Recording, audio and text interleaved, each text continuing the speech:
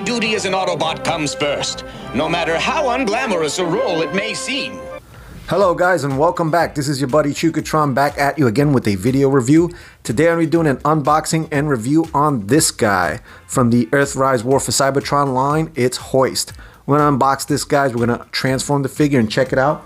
We're also going to be comparing it a little bit to the original G1 Hoist, which happens to be one of my most hated toys from the G1 line. For some reason I couldn't stand this toy, but I'm giving this a chance because I thought it looked really cool and it really does look G1 accurate. So we're gonna unbox this and review this and check it out. Before we go any further though, I'll ask that you hit the like and subscribe button to stay in tune with the Cybertron channel.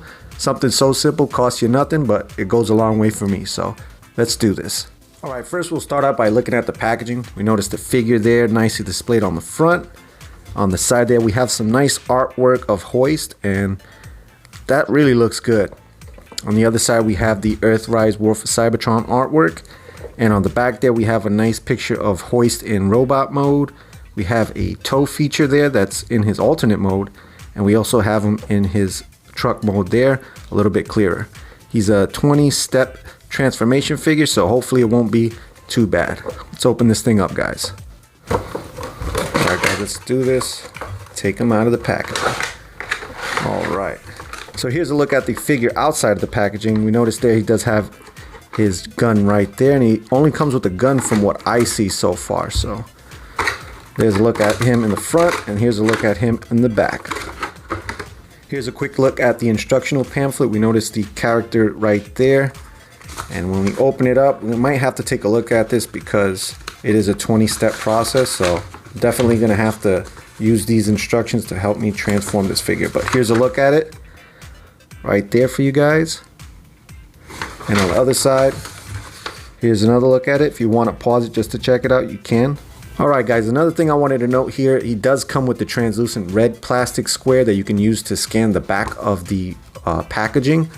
And without even doing that, you can pretty much see it says junkie in there. So I'm wondering, maybe this is like a solar map or something. I'm not really sure, or a galaxy map.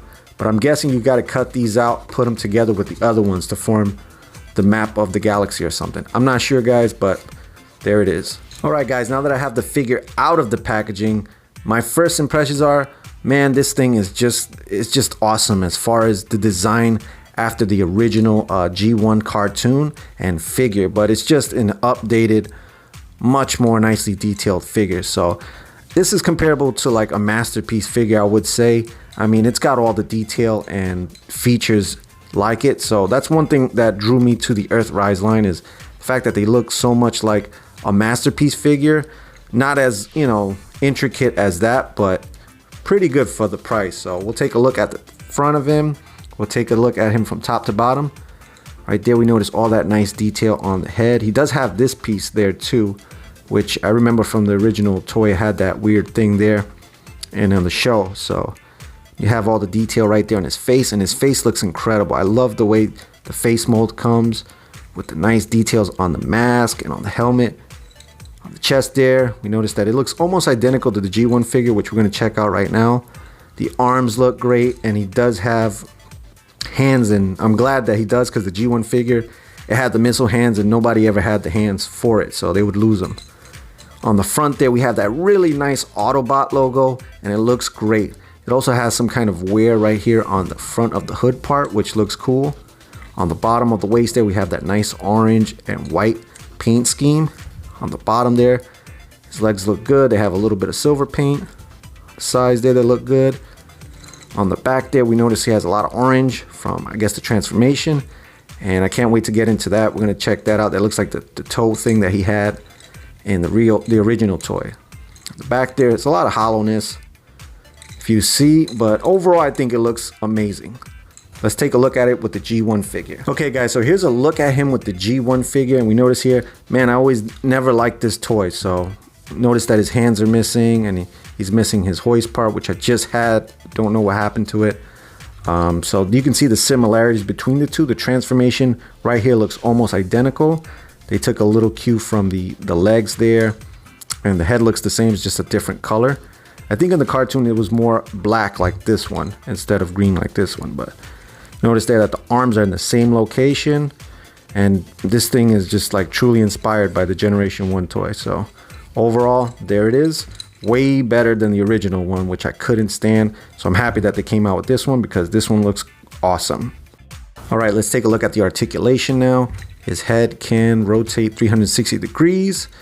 That's good. His arms can rotate almost 360 degrees. If you take out that orange part right here and move it aside, he can rotate that arm all the way around. Does go out and in.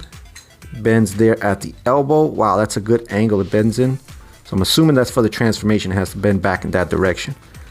The arms, can they rotate? Yep, they rotate 360 degrees. Let's check out the waist. The waist can rotate 360 degrees, which is nice. Let's see, the legs can go out and in, forward and back 180 degrees. It does have a thigh swivel joint. That's good. And on the knee, it looks like it's a double jointed knee. So we can actually bend it straight forward and back almost 180 degrees, which is great. On the foot, let's see if we can move the foot. Yep, it has a pivoting joint right there, so we can pivot that to the side about 45 to 90 degrees. So that's really sweet. So overall articulation looks great. All right, guys, let's take a look at his only accessory, which is his blaster here. So if we notice here, it's got all the nice detail like a gun. I remember the original one being a different color. I think it was silver, but this doesn't look too bad. I mean, it's just a generic blaster there. It has some little details if we notice there on the front. Let's see if we can look at it. And it's just a little tube there. Very simple. So we'll attach this and take a look at it with the gun.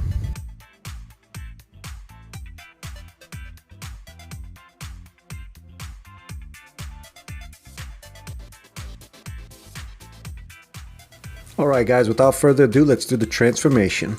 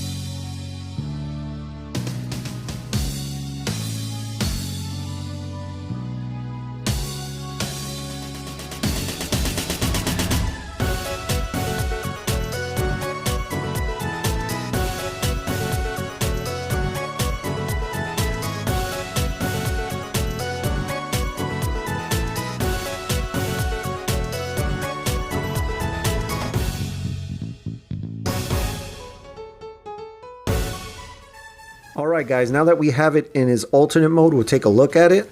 So looking at it, it looks like it's very similar to the original figure. He's a green pickup truck, like a tow truck. And we'll look at the colors first of all. You notice the green more prominent here. On the windshield he has the blue translucent plastic. And it looks very kibbly in this mode. So the flat panels look okay, that didn't have to transform that much, but everything else you'll see. So we noticed the nice Autobot logo there in the front. We noticed that the headlights there are made out of a translucent blue plastic, and he has that nice silver paint. If we notice the front there also, we noticed that there's a lot of kibble from the transformation on the front. And not to say much, but I think it looks really bad in his alternate mode, and it looks pretty, it's rough as you'll see. So we'll take a look at the side here now. We have the nice black and yellow cautious striping on the side there, just like the original figure had. And we noticed that there's a lot of kibble right underneath the rocker panel there. We noticed that the front tire, it looks great. The front tire and wheel look great. On the back there, I don't know what happened. They just decided to go in a different route. There's no rim, it's just, I don't know, the wheel's missing there. It's just a hole right there. I don't know. I don't think that looks good at all. So we'll look at the back. We notice that there's a bunch of kibble there.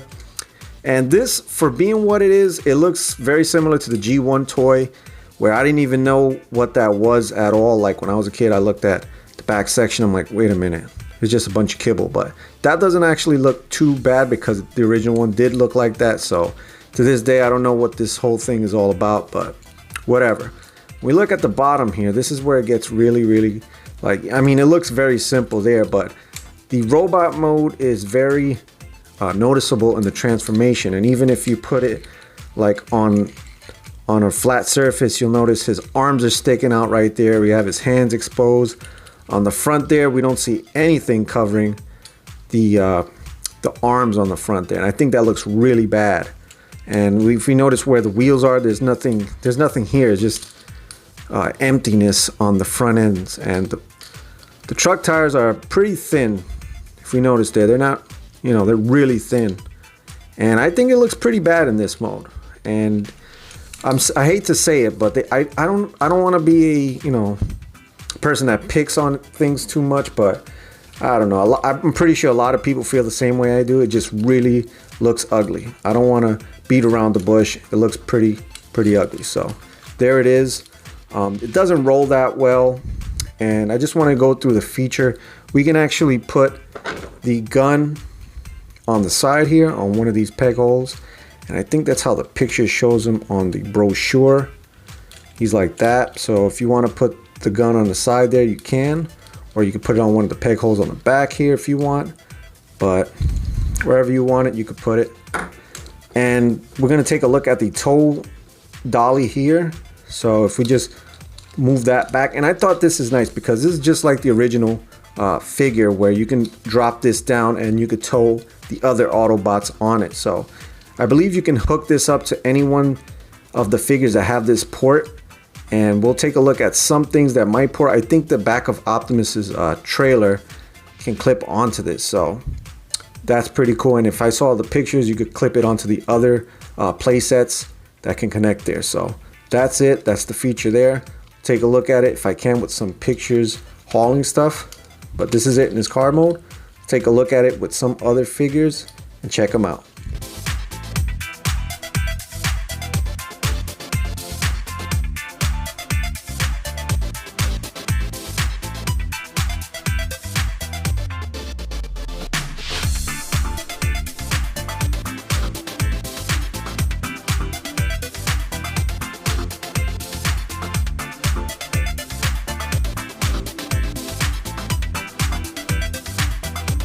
So there's my unboxing and review on Earthrise Hoist. I mostly recommend this figure to the G1 collectors and those that want to add a G1 character to the Earthrise or Siege line. Other than that, I think you could pass on them. Till next time, this is Chukatron signing out, saying peace, love, harmony, and God bless. Thank you guys for watching. If you enjoyed this video, chances are you'll enjoy another one. Hit the subscribe and notification bell for more Chukatron content.